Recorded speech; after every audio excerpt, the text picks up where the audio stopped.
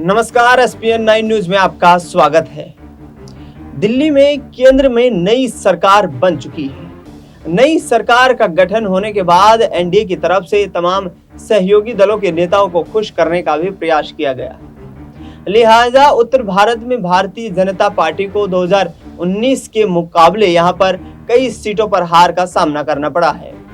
तकरीबन तमाम ऐसे राज्य रहे हैं जहां पर बीजेपी को झटका लगता हुआ नजर आया, क्योंकि 2019 में उत्तर भारत और हिंदी पट्टी के राज्यों को यहां पर फतह करके भारतीय जनता पार्टी ने इतिहास रच दिया था।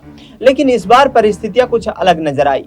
एक तरफ किसान आंदोलन जिसकी शुरुआत 2021 में होती है, वो किसान आंदोलन उत्तर भारत के कई राज्यों हरियाणा, राजस्थान, पंजाब और पश्चिमी उत्तर प्रदेश में प्रभावी देखने को मिला और इस लोकसभा चुनाव में विपक्ष ने उस मुद्दे को भुनाने की कोशिश की। लिहाजा हरियाणा में 5 लोकसभा सीटों पर भारतीय जनता पार्टी को झटका लगा है। 10 लोकसभा सीटें जीतने वाली भाजपा अब 5 सीटों पर सिमट कर रह गई है और ऐसे में कांग्रेस पार्टी ने आधे हरियाणा पर अपना वर्चस्व दोबारा से कायम कर लिया है। यह बात अब मनोहर लाल खट्टर, नायब सिंह सैनी समेत भारतीय जनता पार्टी हाईकमान के तमाम नेताओं को भी सता रही है कि आखिरकार कांग्रेस पार्टी की जो ये मजबूती है, ये कहीं ना कहीं विधानसभा चुनाव में भारतीय जनता पार्टी का काल न बन जाए। और इस पूरे सियासी समीकरण को साधने की कोशिश यहाँ पर कांग्रेस पार्टी लगातार करती हुई नजर आ रही है। रणदीप सिंह सुरजेवाला, जो कि कांग्रेस पार्टी के राज्यसभा सांसद हैं, उन्होंने कहा है कि जिस तरीके का सियासी माहौल यहाँ पर तैयार करने की कोशिश भाजपा के द्वारा की गई थी, भारतीय जनता पार्टी जात और धर्म के नाम पर हरियाणा को बांट देना चाहती थी। लेकिन शायद उनको ये नहीं पता था कि हरियाणा के पॉलिटिकल इश्यूज कुछ अलग हैं। जाति धर्म के नाम पर हरियाणा में राजनीति नहीं होती है और ऐसे में भाजपा को मुंह की चोट खानी पड़ी है। यानी कि पूरे इस लोकसभा चुनाव को देखा जाए तो बीजेपी के लिए एक मुश्किल परिस्थिति ये रही कि इन 5 सीटों पर जहां कमजोर नजर आ रही थी भारतीय जनता पार्टी, कई ऐसी सीटें भी रही जहां पर इंडिया ब्लॉक के तमाम जो सदस्य थे उनके वोट आपस में कटते हुए नजर आए। कुरुक्षेत्र लोकसभा सीट की बात करें तो वहां पर जीत और हार का मार्जिन जो था वो बेहद कम था, क्योंकि नवीन जिंदल की छवि उतनी मजबूत नहीं थी। लिहाजा अभय सिंह चौटाला ने वहां पर वोट काटे और उन वोट काटने का हश्र ये हुआ कि वहां पर आम आदमी पार्टी और कांग्रेस पार्टी के संयुक्त उम्मीदवार डॉक्टर सुशील गुप्ता को हार का सामना करना पड़ा। इसी के साथ साथ आपको बता दें कि गुरुग्राम और फरीदाबाद सीट पर भी जीत और हार का अंतर बेहद मार्जिनली था। यानी कि कहीं ना कहीं बीजेपी के लिए मुश्किलें खड़ी होती हुई ये नजर आ रही हैं, क्योंकि एक तरफ तो तमाम नेताओं के द्वारा भीतरघात के आरोप लगाए जा रहे हैं और दूसरी तरफ पार्टी संगठन के खिलाफ एंटी इनकम्बेंसी भी दिखाई दे रही है। नायब सिंह सैनी को सुनिए, हुड्डा पर और इसके साथ साथ कांग्रेस पार्टी पर किस तरीके से आरोप लगाते नजर आ रहे हैं जब उनसे इस्तीफे की मांग की गई। सुरजेवाला की पहले हालत खस्ता हुई है और वो चाहे नरवाना से या जींद से लड़े हैं। बता दें भी मैं कौन सी सीट से लड़ूंगा, उसको पता लग जाएगा कि 80 आएंगे, कितने आएंगे। जिस प्रकार से सुरजेवाला की पहले हालत खस्ता हुई है और वो चाहे नरवाना से या जींद से लड़े हैं या वो कैथल से लड़े हैं, उनको लगातार लोगों ने एक आईना दिखाने का काम किया है कि जब वो सत्ता के अंदर थे तब उनके अंदर बड़ा अहंकार था। उनको उस अहंकार के कारण नीचे गरीब व्यक्ति दिखाई नहीं देता था और हमें खुशी है उनकी जो समस्याएं गरीब लोगों के लिए पैदा की हुई थी उनका हमने समाधान किया है। आज 100-100 गज के जो प्लाट थे जो लंबे समय से लोग सफ़र कर रहे थे, उन्होंने महात्मा गांधी ग्रामीण बस्ती योजना के तहत योजना बना करके खाली उनको लॉलीपॉप देने का काम किया था।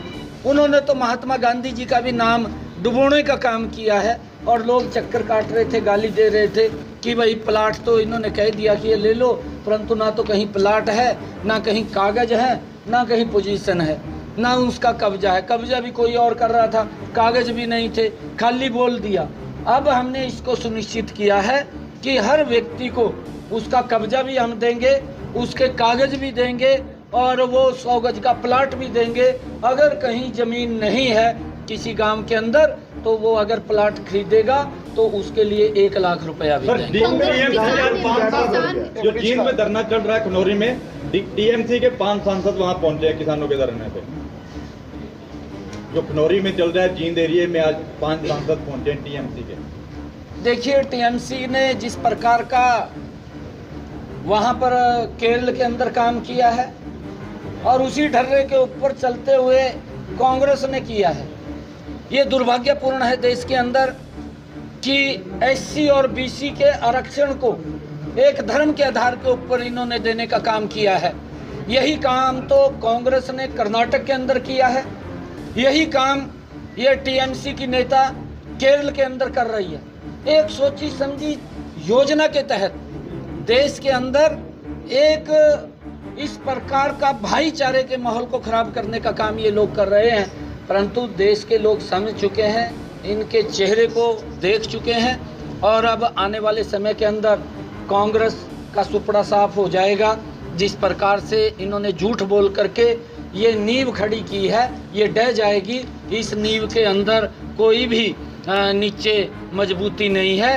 ये कांग्रेस की नींव जो खड़ी हुई है, घमंडिया गठबंधन की खड़ी हुई है, ये झूठ के ऊपर खड़ी हुई है। तो आपने सुना यहाँ पर नायब सिंह सैनी जो ये कहते नजर आ रहे हैं कि कांग्रेस पार्टी के तमाम नेताओं को सत्ता में काबिज होने के सपने आते दिखाई दे रहे हैं। लेकिन इस बीच दर्शकों आपको बता दें कि विधानसभा चुनाव में ये लड़ाई और भी कांटे की टक्कर हो सकती है, क्योंकि दुष्यंत चौटाला अब सक्रियता को बढ़ाते हुए नजर आ रहे हैं।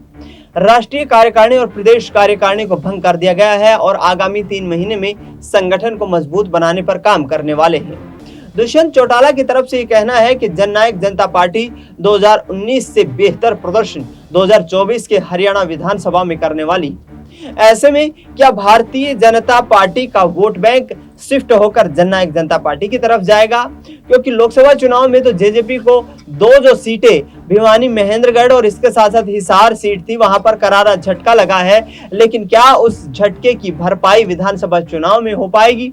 इसके साथ साथ कांग्रेस पार्टी जिन्होंने यहां पर 45 विधानसभा क्षेत्रों में जीत हासिल की है, क्या आने वाले चुनाव में ये जीत का मार्जिन जो है, ये जीत का आंकड़ा और भी बढ़ता हुआ नजर आएगा? क्या कांग्रेस पार्टी पूर्ण बहुमत से सरकार बनाने की परिस्थिति में आ जाएगी? क्योंकि तमाम नेताओं की तरफ से यही बयानबाजियां की जा रही हैं। दीपेंद्र सिंह हुड्डा, भूपेंद्र सिंह हुड्डा समेत तमाम नेता, चाहे कुमारी सैलजा हो या फिर किरण चौधरी, रणदीप सिंह सुरजेवाला हो या फिर फूलचंद मौलाना, ये तमाम नेता ये कहते नजर आ रहे हैं कि भाजपा लोगों से अपना विश्वास खो चुकी है।